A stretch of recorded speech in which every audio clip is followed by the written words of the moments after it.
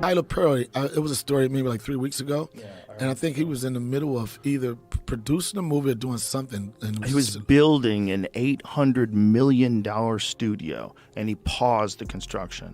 Now, actor and filmmaker Tyler Perry sued for $260 million over allegations.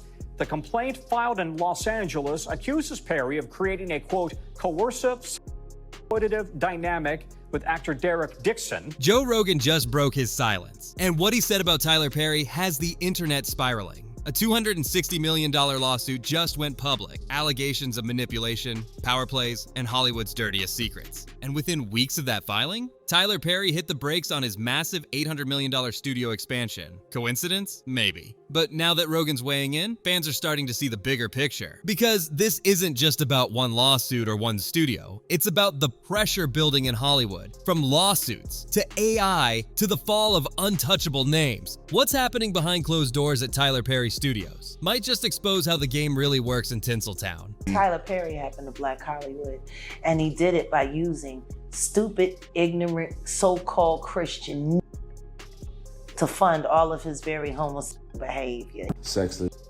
harassing me for years. He was claiming, that he had multiple young black men on the payroll, and they just had to show up when he requested them to be there.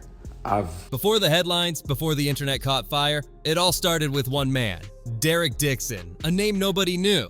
Until he filed a lawsuit that made sure no one could ignore him. $260 million. That's what he's asking for. But what he's accusing Tyler Perry of is even more shocking. In the lawsuit, Derek paints a chilling picture. Late-night messages, unexpected gifts, and a power dynamic that turned his dream into a trap. According to him, it started with a chance encounter. Derek was working behind the scenes at a private LA event, just another assistant in a black shirt and headset trying to make rent. Then Tyler Perry walked up and said 6 words that changed everything. You ever think about acting? At first, it felt like a blessing. Text, encouragement, a brand new car in the driveway, and then a role, a real one. Derek went from background crew to the lead in a Tyler Perry show. Friends called it a miracle, but what felt like a fairy tale quickly turned into something else. The texts got personal. The tone shifted, compliments became comments, invitations became expectations. And when Derek tried to create space, Perry allegedly got bolder. It wasn't just about roles anymore, it was about control. And the deeper Derek got into Perry's orbit, the more trapped he says he felt. On the surface, it looked like generosity, a brand new car in the driveway, a surprise role in a major TV series, encouraging texts from a billionaire who had built one of the biggest black-owned studios in the world. To everyone around Derek, it was the stuff of dreams. He had made it. He had a foot in the door. Tyler Perry saw him and believed in him. But inside those moments, something felt off because the gifts kept coming. But they weren't random. They always followed the same rhythm. Be available, be grateful, stay close. And in return, Perry made things happen. Roles, visibility, fast-tracked success. But there was no contract for that kind of exchange. No official rules, just an invisible line. That kept shifting. I started recording. So I have them offering me money to take my clothes off. The difference is, the wonderful thing about confidentiality agreements and non-disclosure agreements is that they can't prevent you from turning all of those things over to the police, because sex is a crime, attempted is a felony. Tams, you literally just asked, why do we as black people have to deal with that? But sometimes it's our own people. Sometimes it's our own heroes. I'm good. God got me, because he was watching when I was offered these opportunities and I didn't say yes. I didn't sell my soul or my ass. This person is a predator, and he's one of several.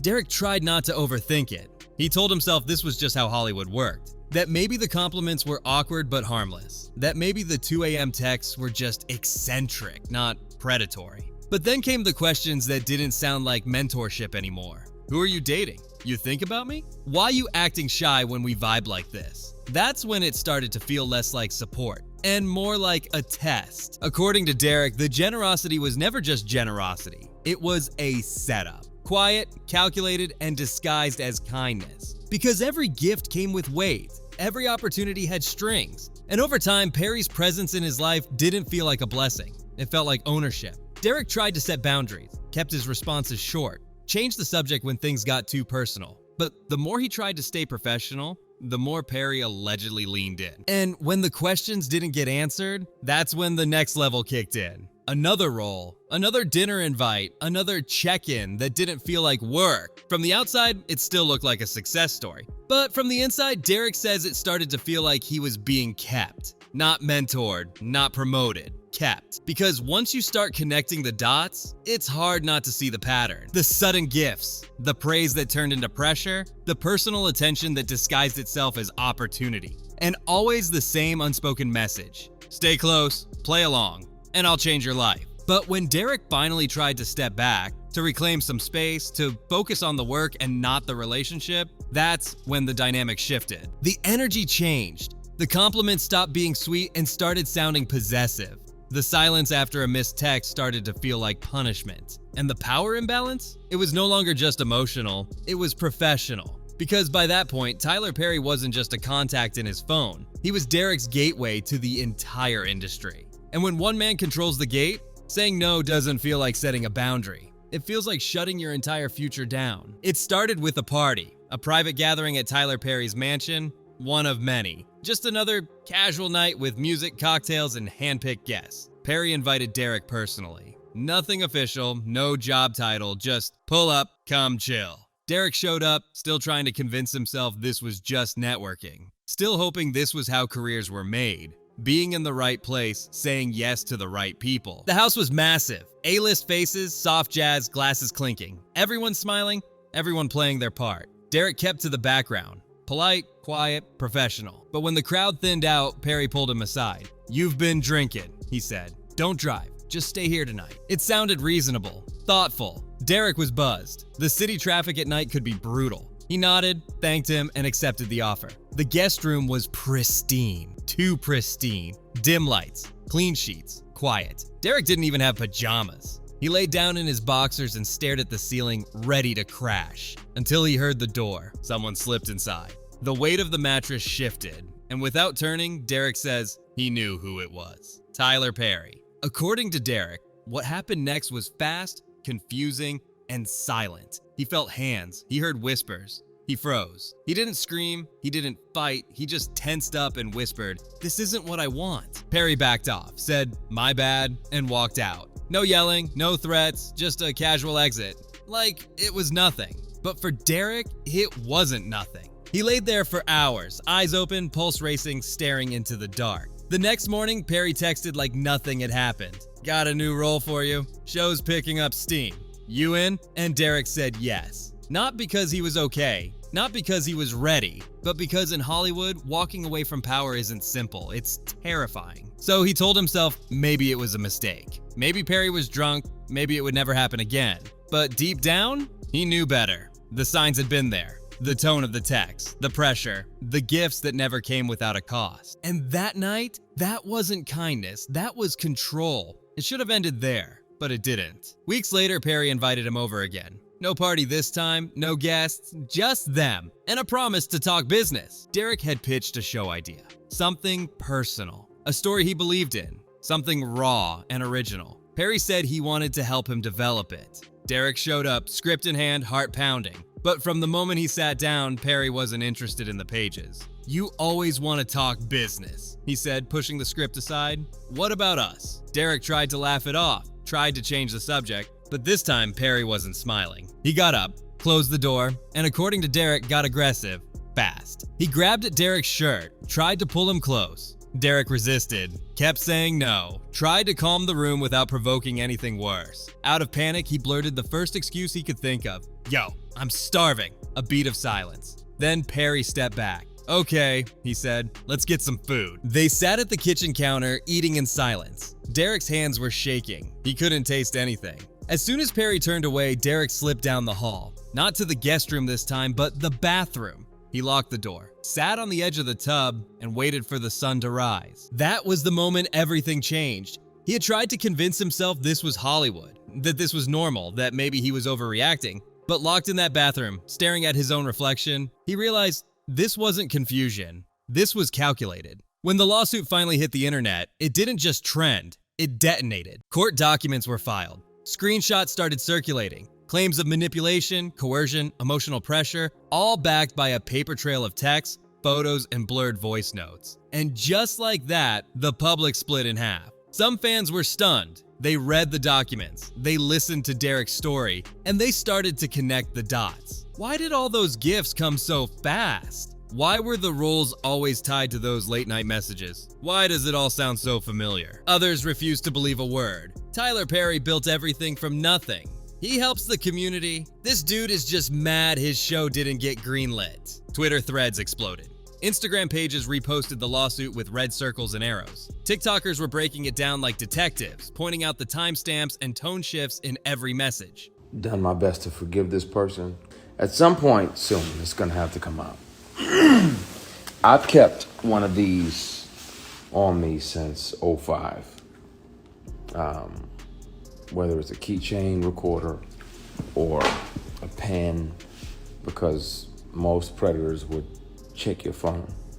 Once the harassment started, I was like, well, I gotta protect me, because I'm saying no, and I don't want this person, as powerful as they are, to try to get in the way of my work. And then came the podcasts, the commentaries, the panel debates. Is this a Hollywood pattern or just another clout chaser trying to cash in? Because the industry knows how these things go. Reputations don't collapse in a day. They erode. One leak, one DM, one accusation at a time. And this wasn't just an accusation anymore, it was evidence. And for many fans, that changed everything. Still, some were holding on. He gave people chances. He stood for faith and family. This has to be fake. But for others, those same points made it worse. So he used that image to protect himself. He made himself untouchable. And now we're seeing why. YouTube comments were a war zone. This is a money grab. He's a predator. Both things can be true. Fame doesn't make you innocent. And just when the storm reached its peak, Joe Rogan weighed in. And that's when the conversation got even darker. When Joe Rogan finally spoke on it, he didn't drop names. But the message was loud enough to shake the internet. On his podcast, he warned that Hollywood's top dogs are panicking. Not just because of AI, but because of lawsuits, reputation collapses, and the end of the old power structure. This industry's built on silence, Rogan said. And now that people are finally speaking up, some of these studios are running scared. Viewers connected the dots immediately, because right around the time Derek Dixon's lawsuit hit the court, Tyler Perry abruptly shut down his $800 million studio expansion. That studio, the one he called his legacy project, was supposed to reshape Atlanta. Sound stages, jobs, innovation. Perry even said he was bringing in AI-powered production tools, and then gone, quietly paused. No fanfare, no press conference, just a vague explanation about new concerns with artificial intelligence. But the timing? Too perfect. 1 week after the lawsuit leaks, one statement about AI, and an $800 million project disappears from the spotlight, fans didn't buy it. Yeah, it might be like Morse code. Yeah, exactly. And Yeah. it happens like this. Well, you saw that Tyler Perry shut down the plans to build this enormous studio. He's going to build an $800 million production studio.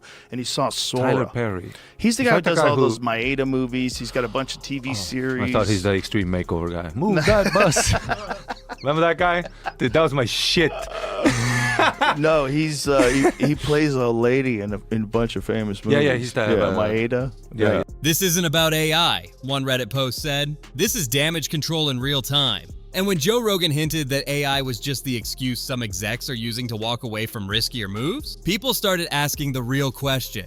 Was Tyler Perry shutting down the studio or bearing the fallout? Suddenly, the shutdown wasn't just a business decision. It was part of a pattern. Public silence, private panic, a quiet exit before things get worse. Rogan didn't accuse anyone directly, but he didn't need to. He pointed to the bigger trend, and Tyler Perry became Exhibit A. When you've got AI coming for your jobs and lawsuits coming for your reputation, Rogan said, some of these guys are realizing they can't outrun both. That clip went viral instantly. Thousands of comments, dozens of reposts, and a new wave of speculation.